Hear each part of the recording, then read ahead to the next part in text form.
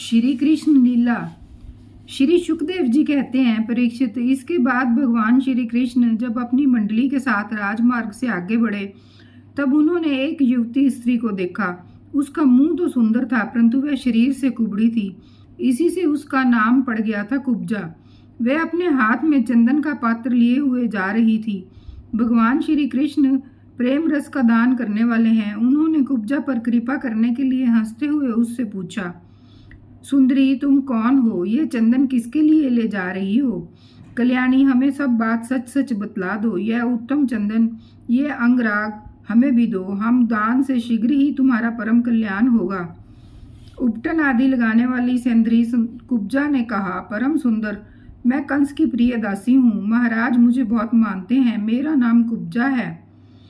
मैं उनके यहाँ चंदन अंगराज लगाने का काम करती हूँ।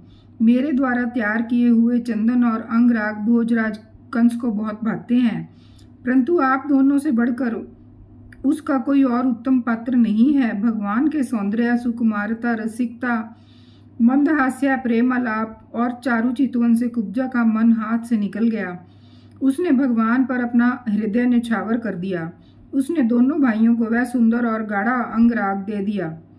तब भगवान श्री कृष्ण ने अपने सांवले शरीर पर पीले रंग का और बलराम जी ने अपने गोरे शरीर पर लाल रंग का अंगराग लगाया तथा नाभि से ऊपर के भाग में अनुरंजित होकर वे अत्यंत सुशोभित हुए। भगवान श्री कृष्ण उस कुब्जा पर बहुत प्रसन्न हुए। उन्होंने अपने दर्शन का प्रत्यक्ष फल दिखलाने के लिए 3 जगह से टेढ़ी किंतु सुंदर मुख वाली कुब्जा को सीधी करने का विचार किया।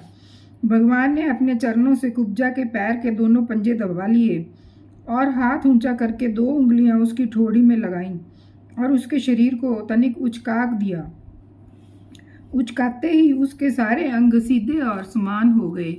प्रेम और मुक्ति के दाता भगवान के स्पर्श से वह तत्काल विशाल नितंब और 3 पयोधरों से युक्त एक उत्तम युवती बन गई। उसी क्षण कुब्जा रूप, गुण और उदारता से संपन्न हो गई। उसके मन में भगवान के मिलन की कामना जाग उठी। उसने उनके दुपट्टे छोर को पकड़कर मुस्कुराते हुए कहा, वीर शिरोमणे, आइए घर चलें। अब मैं आपको यहाँ नहीं छोड़ सकती, क्योंकि आपने मेरे चित्त को मत डाला है। पुरुषोत्तम, मुझ पर दासी पर प्रसन्न होइए। जब बलराम जी के सामने ही कुब्जा ने इस प्रकार प्रार्थना की तब भगवान श्री कृष्ण ने अपने साथी ग्वाल वालों के मुंह की ओर देखकर हंसते हुए उससे कहा, सुंदरी, तुम्हारा घर संसारी लोगों के लिए अपनी मानसिक व्याधि मिटाने का साधन है। मैं अपना कारण पूरा करके अवश्य वहां आऊंगा। हमारे जैसे बेघर के बटोहियों को तुम्हारा ही तो आसरा है। इस प्रकार मीठी मीठी बातें कर भगवान श्री कृष्ण ने उसे विदा कर दिया। जब वे व्यापारियों के बाजार में पहुंचे तब उन व्यापारियों ने उनका तथा बलराम जी का पान, फूलों के हार, चंदन और तरह तरह की भेंट उपहारों से पूजन किया। उनके दर्शन मात्र से स्त्रियों के हृदय में प्रेम का आवेग, मिलन की आकांक्षा जग उठी, यहाँ तक कि उन्हें अपने शरीर की भी सुध न रही। उनके वस्त्र, जूड़े और कंगन ढीले पड़ जाते थे तथा वे चित्रलिखित मूर्तियों के समान ज्यों की त्यों खड़ी रह जाती थीं।